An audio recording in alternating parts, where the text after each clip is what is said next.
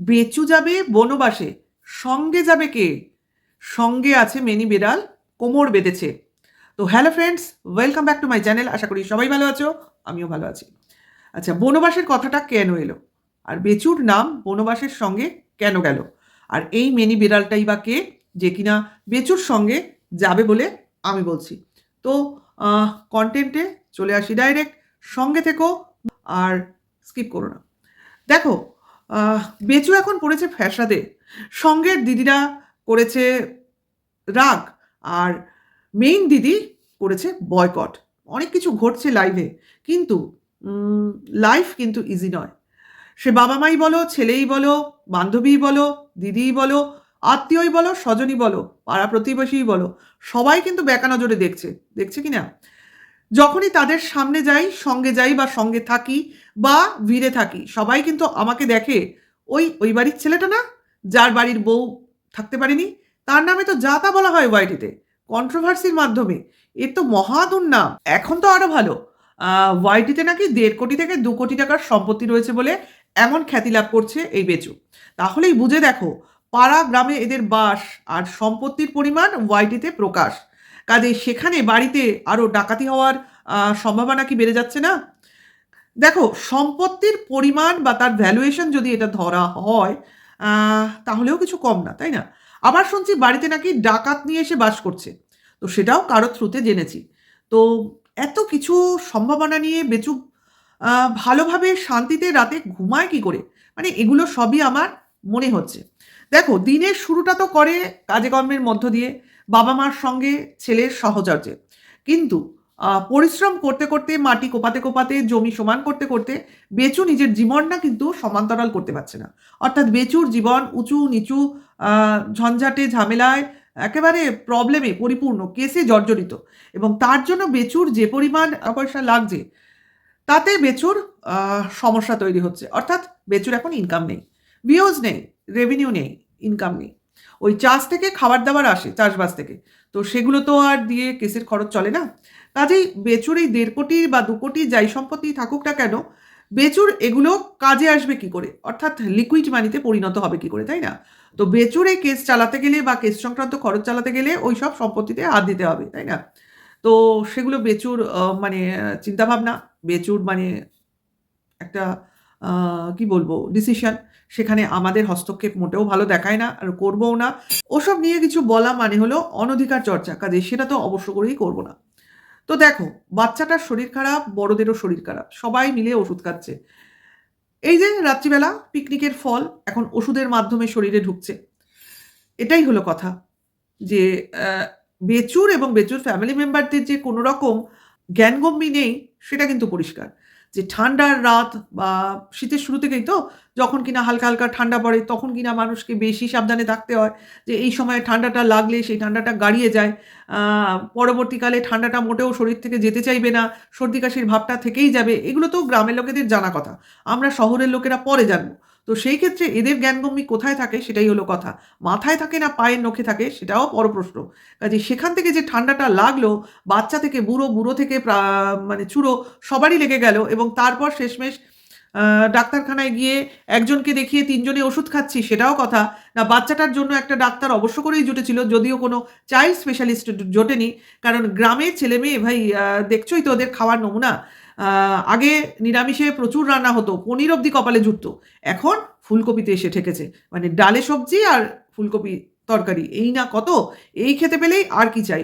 গ্রামের ছেলে মেয়ে বউ সবার এই খাওয়াই প্রয়োজন, তাই না? আবার নিরামিষের দিন, আগে যেরকম রাজকীয় খাবার দাবার চলতো, সঙ্গে টক দই, এখন দেখি না। কেজি কেজি টক দই আসে না, দুধ আনে, সে দুধ এনে জাল দিয়ে খায় দেখতে পেয়েছি। কিন্তু আগে যেরকম তোমার প্যাকেটের দুধ আসতো বা তোমার আমুলের টেট্রা প্যাক আসতো, এখন আসছে না। যাই হোক, অনেক কিছু খামতি দেখতে পাচ্ছি। মানে নিজেদের দশাটাকে নামিয়ে যতটা দেখানো যায়, সেটা এখন ভিডিওর মারফত আমাদের দেখানো চলছে। যাই হোক, সেটা কথা না। তোরা দেখাতেই পারিস নিজেদের অবস্থা, নিজেদের পরিস্থিতি দেখিয়ে দর্শকদের মনে আবার তোদের জন্য সহানুভূতি সঞ্চার করার প্রচেষ্টা চালানোর চেষ্টা চলছে। যাই হোক, সেই মুহূর্তে বেচুর একটা সিদ্ধান্ত আমাদের সামনে চলে এলো, যেটা কিনা বেচু নিজের মুখে বলল তার ভিডিও মারফত, দ্বিতীয় ভিডিওতে, দ্বিতীয় ব্লগিংয়ে, সেকেন্ড চ্যানেলে। তো সেটা কি ছিল না, থেকে 7-8 বছর ধরে বেচু আমাদের সামনে আসছে, তার লাইফস্টাইল আমাদের শেয়ার করছে এবং সমস্ত সারা জীবনটাই আমাদের সামনে তুলে ধরেছে এই 5-7 বছর ধরে, ঠিক আছে? তো এখন নাকি বেচুর তোমার রিটায়ার করার সময় এসছে, অর্থাৎ বেচুর আবার নিরুদ্দেশে যাওয়ার সময় এসছে। মানে কিছুদিন আগে 1 দিনের জন্য গেছিল, যদিও সেই নিরুদ্দেশটা 1 দিনের ছিল, অর্থাৎ 2 দিনের নাম করে বেরিয়ে 1 দিনের দেখিয়েছে আর আরেক দিন দেখায়নি, অর্থাৎ 1 দিন বেচুর নিরুদ্দেশ ছিল। এবার নাকি বেচু পাকাপাকি নিরুদ্দেশে যাচ্ছে, ঠিক আছে? কারণ তার এখন নাকি সময় এসছে ওয়াইটি ত্যাগ করার। কাজে ওয়াইটি ছেড়ে দেবে নাকি বেচু, এটা বেচু ডিক্লেয়ার করলো, বা বলতে পারো ডিক্লারেশন দিল। এখন কোন দিনটা লাস্ট দিন হবে সেটা এখনো আমাদের সামনে আসেনি, মানে ডেট বা সময় কোনোটাই। সেটা বেচু নাকি খুব তাড়াতাড়ি আমাদের জানাবে এবং সেই লাস্ট ডেটটাও আমাদের সঙ্গে শেয়ার করবে, যেহেতু ফার্স্ট ডেটটাও আমাদের শেয়ার করেছিল তাই। তো এই কথা থেকে আমরা কি জানতে পারলাম না, বেচু আর ইউটিউব করবে না। তো তাহলে কি হবে? তাহলে কি বেচুকে আর আমরা দেখতে পাবো না? বা বেচুর বাবা মাকে কি আমরা দেখতে পাবো না? বেচুর ছেলেকে কি আমরা দেখতে পারবো না? যাই হোক, বেচুর ছেলের প্রসঙ্গ এখানে আসেনি, কিন্তু বেচুর বাবা মার প্রসঙ্গ এখানে এসছে। কারণ বেচু বলেছে বেচুর বাবা মার চ্যানেল ও এই জন্যই খুলে দিয়েছে যে বেচুর বাবা মা তার চ্যানেলের মারফত আমাদের সামনে আসতে থাকবে এবং বাবাকে ট্রেনিং দিচ্ছে, বাবা ধীরে ধীরে শিখে গেছে আর কিছুদিনের মধ্যে পাকাপোক্ত হয়ে যাবে। তো এইখান থেকে আমরা ধরে নিতে পারি যে বাবা মার চ্যানেল যেহেতু নাম দাদু ঠাম্মির চ্যানেল, তো সেখানে নাতি অবশ্য করেই দেখতে পাবো নাতিকে, তাই না? আর ছেলে, ছেলে কোথায় যাবে সেটা তো নিরুদ্দেশে। তাহলে আমরা কি এখানে একটু হলেও অনুমান করতে পারি না যে এই সময় হয়তোবা বাপ, মা আর ছেলে সেপারেট হতে চলেছে? আমার জানি কেন মনে হচ্ছে। কারণ সারসের ভিডিওতে জানতে পারলাম যে সারস বলল এই যে হিউ সাহা একে নিয়ে, অর্থাৎ এর সঙ্গে বেচুর সম্পর্ক নিয়ে বেচুদের বাড়িতে নাকি তুমুল হয়েছে এবং সেই ঝামেলার কারণেই বেচুর বাবা মার আর কি বাবার থেকে মার বেশি শারীরিক কন্ডিশন ডাউন হয়েছে, অর্থাৎ শরীর অনেকটাই ভেঙে গেছে। সেটা কিন্তু পরিষ্কার, চেহারার পরিস্থিতি অনেকটাই খারাপ। আগের মানে বেশ কয়েক মাস 6 মাস আগের চেহারার থেকে এখনকার চেহারা হেলেনামেন ডিফারেন্স হয়ে গেছে। তো সেই ক্ষেত্রে আমরা ধরে নিতেই পারি এই ঝামেলার কারণ হিসেবেই এই চ্যানেলের ডিসিশনটা বেচুর বাবা মা হয়তো বা নিয়েছে, মনে হতে পারে। কারণ কারণ আমরা হয়তো বেচুর ডিসিশন হিসেবেও এটা আমি বলেছিলাম যে বাবা মাকে দিয়েও বেচু রোজগার করাতে চায়। আবার এভাবেও আমরা বলতে পারি যে বেচুর বাবা মা নিজেদের অংশটা বুঝে নিতে চাইছে, ছেলের থেকে সেপারেট থাকতে চাইছে, হয়তো বা বেচু অ্যান্ড বেচুর বাবা মা আলাদা হয়ে যাচ্ছে। এটা কিন্তু আমার টোটালি অনুমান ধরে নিচ্ছি, কারণ যেহেতু বেচু বলল নিরুদ্দেশের উদ্দেশ্যে যাচ্ছি, ওয়াইটি ছেড়ে দিচ্ছি, অর্থাৎ নিজের লাইফটা ওয়াইটির সামনে আর আনতে চাইছে না, কারণ বেচু এখন নিজে আবার ক্যামেরার পেছনে যেতে চাইছে। অর্থাৎ বাবা মা নাতিকে ক্যামেরার সামনে রেখে বেচু পেছনে থাকবে, ওদিকে হিউসাও চ্যানেলে নিজের ফিটনেস যোগব্যায়াম এগুলো দেখিয়ে তোমার ফোরফ্রন্টে থাকবে। তো পেছন থেকে কে কলকাঠিটা নাকবে? অবশ্যই নারদ হিসেবে এই বেচু। তো আমার এটাই মনে হচ্ছে, দেখা যাক কি হতে চলেছে। তার সঙ্গে বেচু এটাও বলেছে বেচু তার অকাত বুঝতে পেরেছে, যেটা কিনা বহুদিন আগে বলেছিল, ঠিক আছে? তো সেটা বুঝতে পেরেও বেচু ভাবছে এখন ভাই আর সিনের সামনে থাকার দরকার নেই, আমি এখন ক্যামেরার পেছনেই থাকি, ওটাই আমার সেফ জায়গা। লোক আমাকে দেখলেই এখন যে পরিমাণ গালাগাল দিচ্ছে, তো আমার আর সেগুলো হজম হচ্ছে না।